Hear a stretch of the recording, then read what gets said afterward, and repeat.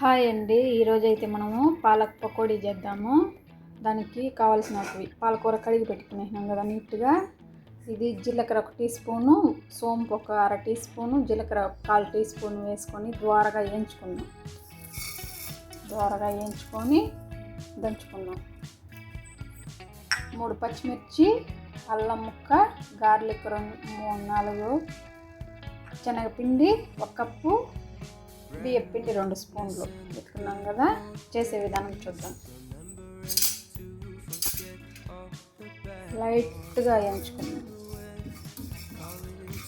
లైట్గా వేయించుకున్నాం కదా దోరగా.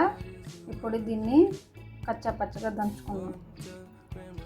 అంటే స్లో మంటలో ఆయిల్ పెట్టేసినామంటే కాగని ఆయిల్ లోపల మనం ఇవన్నీ రెడీ చేసుకున్నాం. ఇది కచ్చాపచ్చగా దంచుకునేసినాం కదా. అట్లే పచ్చిమిర్చి కూడా అట్లే దంచుకునేసినాము. అల్లం గార్లిక్ అది కూడా దంచుకున్నాం ముక్కలుగా.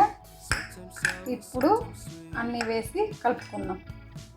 శనగపిండి 1 కప్పు వేసేద్దాము. బియ్యం పిండి 2 స్పూన్లు వేసేద్దాం. తర్వాత ఇవన్నీ వేసేద్దాం.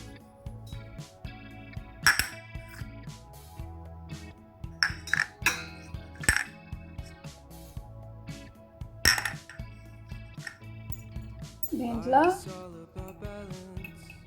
చిటికెడు పసుపు,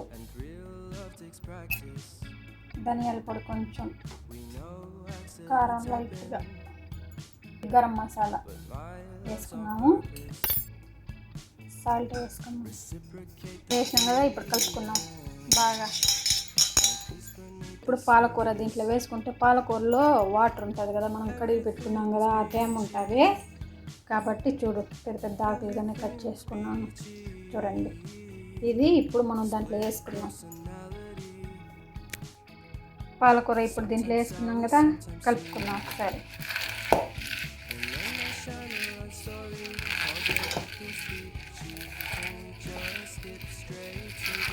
బాగా దీనికి పట్టేలాగా పాలకూరకి ఆ పిండి అంతా బాగా పట్టేలాగా బాగా కలుపుకొని పెట్టుకున్నాం. బాగా కలిపేసినాం కదా.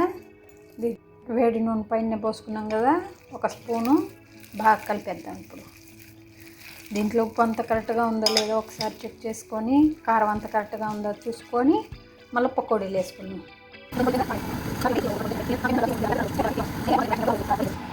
ఇప్పుడైతే వేగిపోయింది కదా, తీసేద్దాం.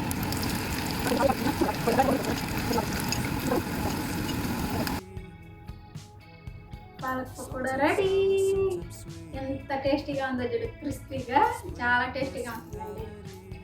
మీరు ట్రై చేయండి. ఎంత బాగుందా.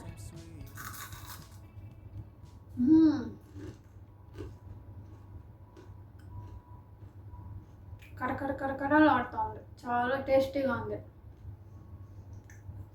నచ్చితే లైక్ చేయండి, షేర్ చేయండి, సబ్స్క్రైబ్ చేయండి. బాయ్.